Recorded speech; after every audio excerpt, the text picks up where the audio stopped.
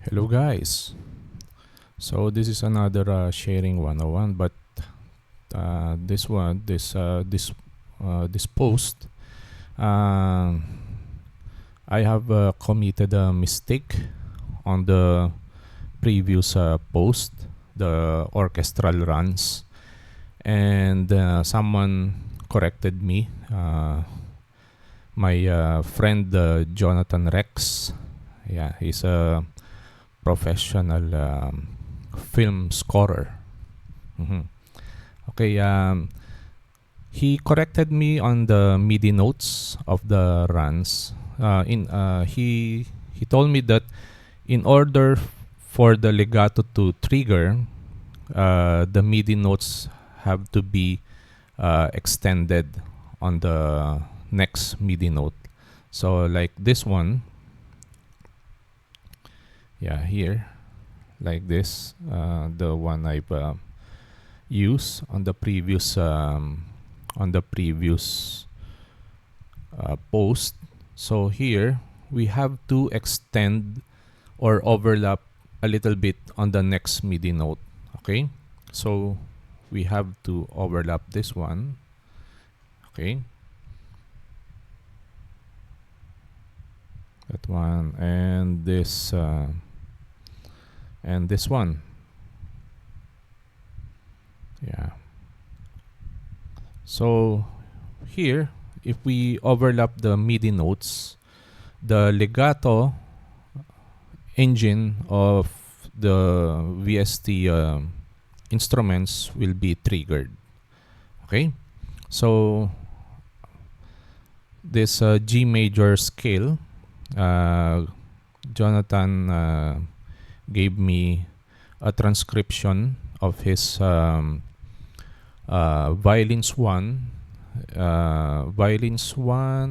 in his mock-up of Back to the Future by Alan Silvestri. This one, he demonstrated this for me. It's a grouping of 16th notes, and here it's a grouping of 5/16 notes per beat. No, so it's an irregular grouping, and then coming here, it's an irregular grouping of 7. Okay, 1, 2, 3, 4, 5, 6, 7. So all throughout until the end. Okay, so now I'll share to you my all of my VST instruments, like the BBCSO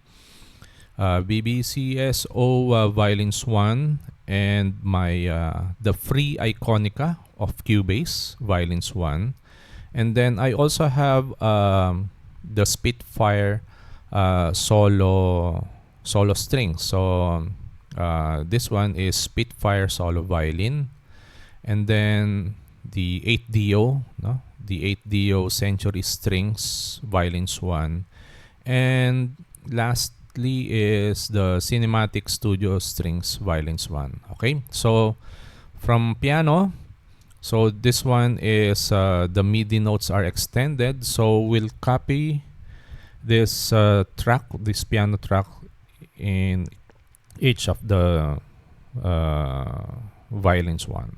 Okay, so let's copy here. Okay, and now if you hear the violins, it will trigger the legato. So let's first play the legato on Spitfire BBCSO. Okay, so here we have the legato, and this one is strings violins 1.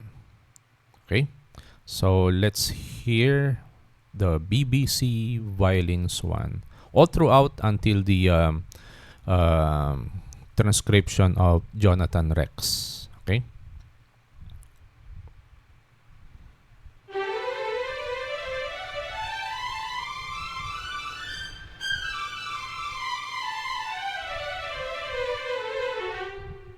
Then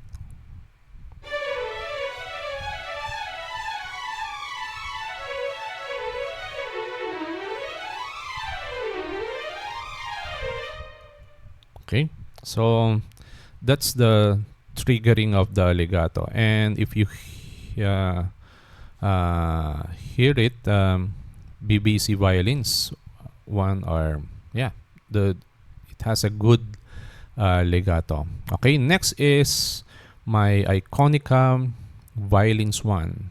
So this is the legato of Iconica. Okay, so let's listen to the legato of Iconica.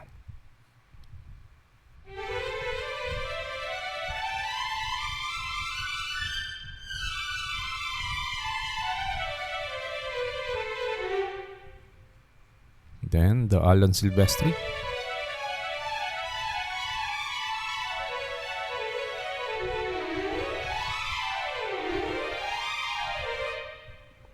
Okay, so that's the Iconica. If you notice, there is a blur on the groupings of the 5/16 notes and 7/16 notes, no? But in the regular 4/16 note grouping, it's not very obvious on the legato. Okay, so next, this one, the Spitfire solo violin. Okay, let's listen to the Spitfire solo violin.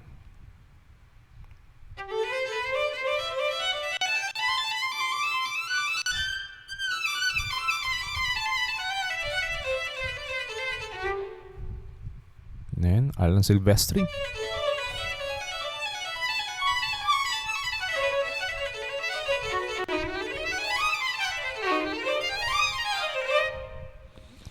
Yeah, it has clarity, but if you notice, there are some dropout of the consistency of the legato, but the tone of this Spitfire solo violin is really good, no?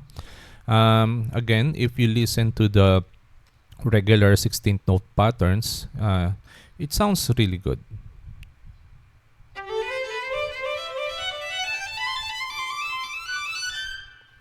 See? So that's a Spitfire solo violin. Then the next one, this one, 8-DO century strings.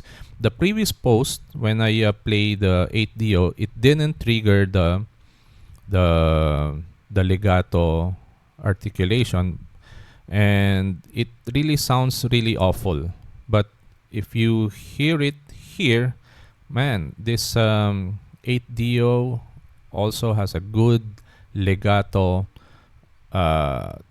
feel. Okay, so here is 8-DO strings, century strings violins one.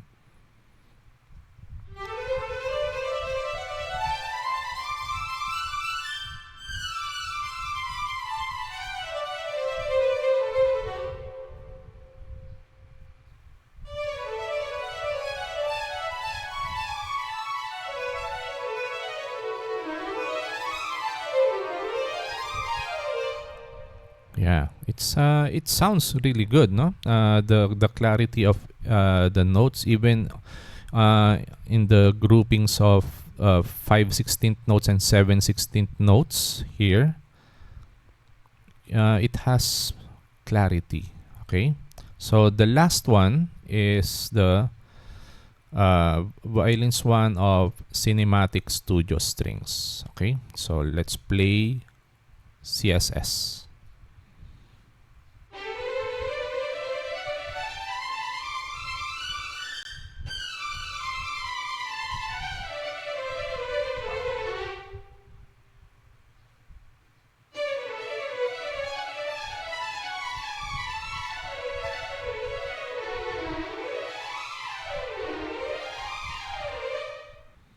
Yeah, if you notice, CSS violins one, when getting to the 7-note grouping of 16th notes, if you compare 8-DO, 8-DO has more clarity compared to CSS.